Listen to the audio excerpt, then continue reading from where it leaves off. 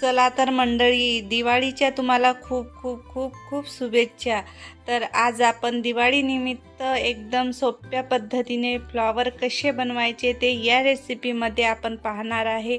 अशी वेगळ्या पद्धतीचे जर आपण फराळामध्ये ठेवले तर खूप दिसायला सुंदर दिसतात, खायला एकदम टेस्टी, खस्ता, तोंडात टाकताच विरघळणारी आहे।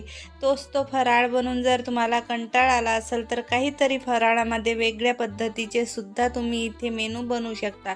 तसेच या दिवाळीनिमित्त मी वेगवेगळ्या पद्धतीचे तुम्हाला इथे रेसिपी दाखवणार आहे। तर तुम्ही माझ्या चॅनलला येऊन नक्की भेट द्या आणि जर तुम्हाला माझ्या रेसिपी आवडत असेल तर मंडळी प्लीज प्लीज प्लीज चॅनलला लाईक करा, शेअर करा, सबस्क्राईब करणं बिलकुल विसरू नका आणि जास्तीत जास्त चॅनलला सपोर्ट करा। तर चला आज आपण एकदम सोप्या पद्धतीचे इथं फ्लॉवर बनवणार आहे। तर हे एंडपर्यंत नक्की व्हिडिओ पहा। छोटे छोटे टिप्ससुद्धा या रेसिपीमध्ये मी तुम्हाला दाखवणार आहे आणि मेजरिंग जे आहे परफेक्ट या पद्धतीने तुम्ही बनवू शकता। तर आपण इथे 200 ग्रॅम मैदा घ्यायचा आणि इथे 4 टीस्पून बारीकवाली सुजी घ्यायची। बारीक असो किंवा मोठी असो कोणतीही वापरू शकता। मैदा हे चाळून घ्यायचा, म्हणजे याच्यामध्ये वेगळ्या पद्धतीचं काही डस्ट वगैरे राहते ते निघून जाते। तर आपण हे चाळून घ्यायचं। मी इथे 4 टीस्पून बारीकवाली सुजी वापरत आहे, मस्त खस्ता बनतात हे। तर हे चाळून घेतल्यानंतर इथं आपल्याला काय करायचं आहे, चवीनुसार मीठ घालायचं। इथे मी ब्लॅक पेपर अर्धा टीस्पून घालत आहे, अजवाईन घालायचं अर्धा टीस्पून। जर तुम्हाला इथं नमकीन बनवायचं आहे तर हे तुम्ही नक्की टाका आणि जर तुम्हाला इथे स्वीट बनवायचं आहे म्हणजे गोड बनवायचं आहे तर फक्त थोडंसं चवीपुरतं मीठ घाला। ब्लॅक पेपर आणि अजवाईन जे आहे ते स्किप करा। अर्धी वाटी इथे मेल्टेड तूप घ्यायचं किंवा इथे तुम्ही ऑइलसुद्धा वापरू शकता। फक्त सरसोचं जे ऑइल राहते ते नका वापरू, म्हणजे त्याच्यामुळे काय होणार आहे ना, तो थोडासा टेस्ट जे आहे वेगळ्या पद्धतीचा येतो। कडकडीत तूप इथं गरम करून घेतल्यानंतरच घाला, म्हणजे खस्ता इथे आपले फ्लॉवर बनतात। तर हे जरी तुम्ही फ्लॉवर 1 महिना बनवून ठेवले ना, असं वाटेल की तुम्ही कालच मी बनवले किंवा आज बनवले, याच पद्धतीचे तुम्हाला महिनाभर पाहायला मिळतील। तर या पद्धतीनेच तुम्ही बनवा, म्हणजे तुमचे महिनाभर हे फ्लॉवर टिकून राहतात। म्हणजे लॉंग टाईम कसे टिकवायचे हे सुद्धा इथे छोटे छोटे जे टिप्स आहेत ते फॉलो करा। फक्त इथे मैदा आणि हे जे आपण सुजी घातलेली आहे 4 टीस्पून, आता इथे क्वांटिटी कमी जास्त करू शकता, पण मैदा आणि हे जे आपण सुजी घातली याच्यामध्ये तुपामध्ये चांगले इथं आपल्याला चोळून घ्यायचं, म्हणजे कणाकणामध्ये जे आहे हे सगळं तूप लागलं पाहिजेत, कारण की खस्ता बनवायचा आहे। आता इथे मी थोडासा ग्रीन कलर घेत आहे, त्याच्यामुळं काय होणार आहे, जेव्हा आपण फ्लॉवर बनवणार ना तर कॉफी पद्धतीचे आपल्याला इथं दिसायला मिळतील। तर इथं कलर वगैरे घालण्याची काही गरज नाही, तुम्हाला जर घालायचं असेल तर घालू शकता, पण ग्रीन कलर इथं येणार नाही। फक्त कॉफी कलर इथं आपण जेव्हा फ्राय करणार ना त्यावेळेस दिसतात। तर मी थोडंसं पाणी घेऊन इथं एकदम घट्ट असा गोळा लावून घ्यायचा। मी ग्लासभर पाणी घेतलेलं होतं, फक्त अर्धा गिलास मी पाण्याचा वापर केला, जास्त पाणी वापरू नका। जर तुम्हाला इथं दुधाचा वापर करायचा असेल तर हे 1 महिना टिकणार नाही, कारण की दूध जे आहे जास्त लॉंग टाईम आपण टिकू शकत नाही। तर हे झाकून ठेवायचं आहे 10 मिनटं। आता हे पाणी बघू शकता, याच्यामधलं थोडंसं वाचलेलं आहे, म्हणजे शिल्लक राहिलेलं आहे।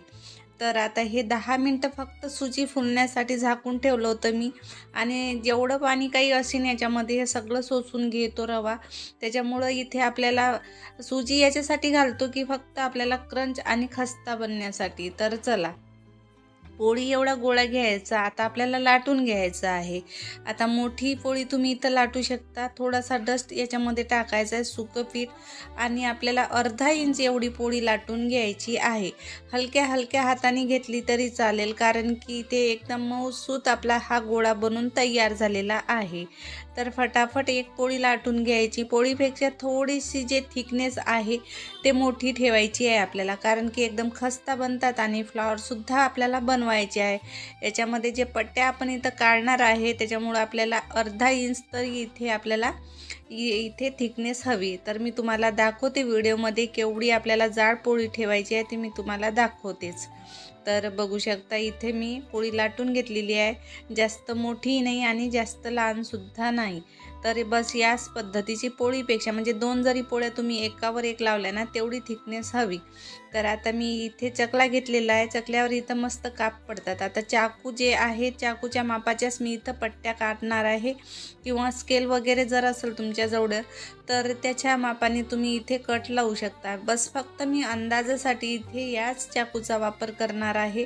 एका अंदाजे मी इथे केलेले आहे, त्याच्यामुळे मला अंदाज आलेला आहे की आपल्याला पट्टी केवढी हवी. तर मी तुम्हाला दाखवते. हे चाकू आहे, या चाकूच्याच मापाने मी सगळे काही इथं पट्ट्या कापून घेणार आहे. आपल्याला फ्लावर बनवायचे आहे तर एकसारखे आले पाहिजेत, तर हे सगळं डिपेंड या पट्टीमध्येच राहते. तर बघू शकता हे एकदम सोप्या पद्धतीने निघतात, चिकटत नाही. फक्त गोळा जे आहे छान मस्त असा आपल्याला घट्ट हवा. तर मी इथे सगळ्या पट्ट्या इथं काढून घेतलेल्या आहे, तुम्ही बघू शकता. म्हणजे फटाफट होतात, वेळ काही जास्त लागणार नाही. आता इथे आपल्याला इथं कट लावायची आहे, त्याच्यामुळं थोडीशी इथं आपल्याला जी आहे चकली म्हणजे हे पट्ट्या थोडीशी आपल्याला इथं म्हणजे लांबसरच हवी. म्हणजे जशी मी तुम्हाला व्हिडिओमध्ये दाखवत आहे, थोडीशी जर चवड्या पद्धतीने मी इथं कापून घेतली की मस्त आपली हे फ्लावर इथे तयार होतात. तर थोडंसं सुकं पीठ लावायचं आणि थोडंसं इथे आपल्याला लाटून घ्यायचं, म्हणजे एकदम खस्ता बनतात. आता हे पट्टी घ्यायची, याच्यावर फोल्डिंग करायची, म्हणजे पट्टीवर पट्टी दोन्ही आल्या पाहिजेत. हे बघू शकता तुम्ही, अशा पद्धतीने फोल्डिंग करायची. आता ते मागची बाजू जी आहे ओपनवाला जो पार्ट राहतो ते आपल्याला समोर ठेवायचा आहे आणि पाठीचा भाग तो मागून ठेवायचा आहे. हे फ्लॅट करून घ्यायची, म्हणजे जेव्हा ऑइलमध्ये आपण फ्राय करणार ना तर आपले हे जे पाकळ्या आहे हे सुटल्या नाही पाहिजेत, म्हणून आपण थोडंसं इथं लाटून घ्यायचं. म्हणजे हाताने जरी दाब केला तरी चालेल. थोडे थोडे इंचावर आपल्याला कट लावायचे, पूर्ण कट लावायचं नाही. थोडासा आपल्याला कट जे आहे वरच्या बाजूला लावायचा, म्हणजे इथं आपल्याला जे मी वरचे जो दोन्ही पाकळ्या आहेत ते पूर्ण कट करणार नाही. थोडासा डीपमध्ये आपल्याला इथं कटिंग करायची आहे, तुम्हाला दाखवते व्हिडिओमध्ये तशा पद्धतीची इथं कटिंग करून घ्यायची आहे. म्हणजे हे मस्त पाकळ्या निघतात आणि जेव्हा ऑइलमध्ये सुटतात ना काय म्हणता, मग जेव्हा तुम्हाला हे फ्राय करताना दिसणार ना गुबगुबीत फुलतात आणि एकदम खस्ता बनतात. दिसायला एवढे छान फ्लावर दिसतात ना, तर तुम्ही असे रंगीबेरंगी सुद्धा फ्लावर बनवू शकता.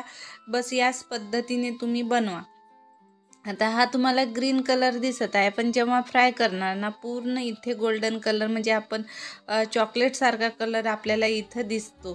त्याच्यामुळं मी इथे ग्रीन कलर ॲड केलेला आहे. नाहीतर जर आपण असा व्हाईट जर ठेवला ना तर तो थोडा खारीसारखा दिसतो. हा बघा असा कट लावायचा, तुम्हाला व्हिडिओमध्ये दिसत असेल तसा.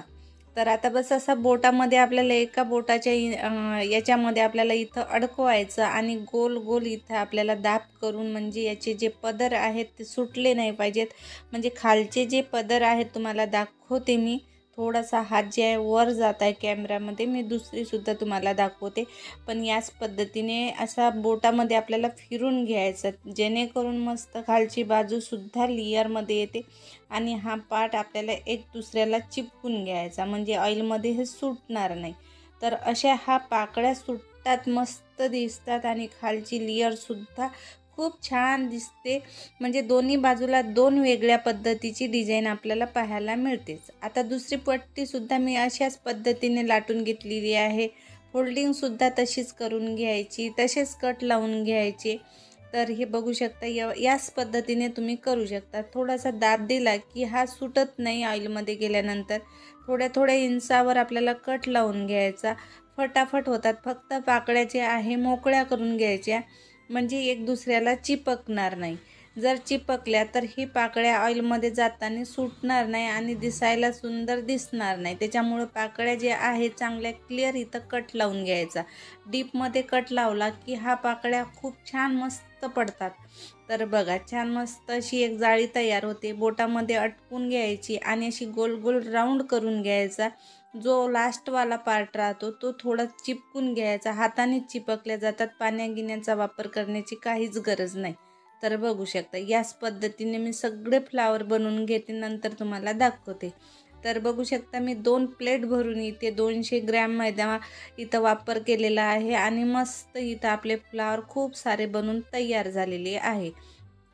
साईडलाच आपल्याला मीडियम गॅसवर ऑइल गरम करून घ्यायचा आणि याच्यामध्ये आपल्याला फ्राय करून घ्यायची आहे।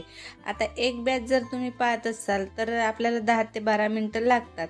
आणि हे बघू शकता तुम्ही फ्लावर मस्त खालची बाजूसुद्धा अशी जाळीदार लेयर मस्त सुटतात।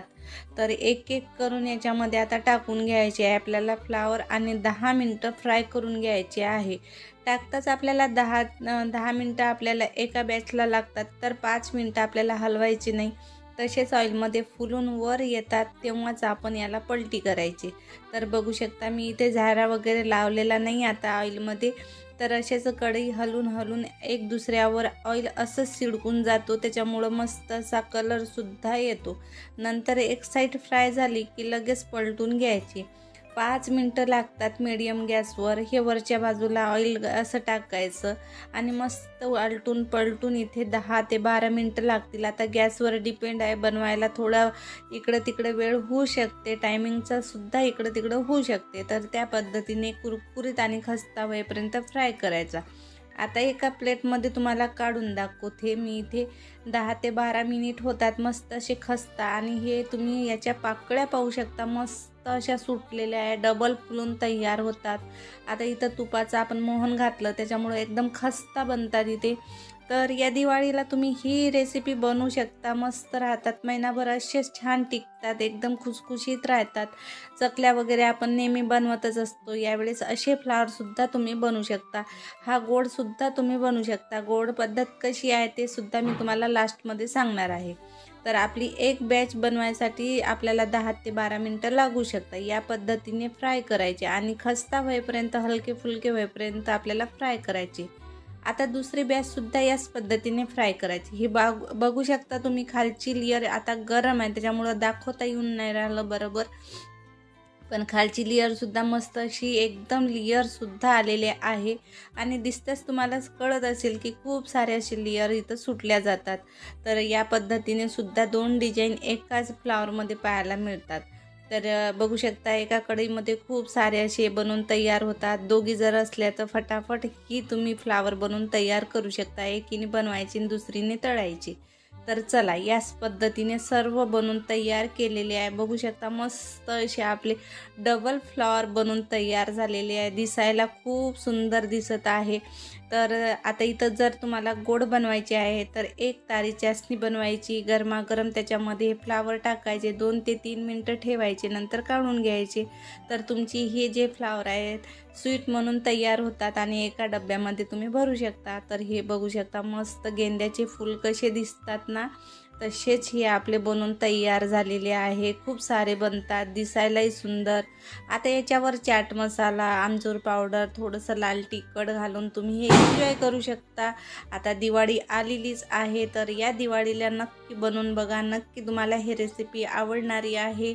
तर अशाच नवनवीन पद्धतीचे मी तुम्हाला रेसिपी दाखवत असते। तर आजची ही फ्लावर रेसिपी कशी वाटली तुम्हाला नक्की कमेंट बॉक्समध्ये कळवा। माझी रेसिपी तुम्हाला थोडीशी आवडली असेल प्लीज तर चॅनलला लाईक करा, शेअर करा, सबस्क्राईब करणं विसरू नका। तर भेटू मंडळी अशाच एका नवीन रेसिपीसोबत, तोपर्यंत बाय बाय।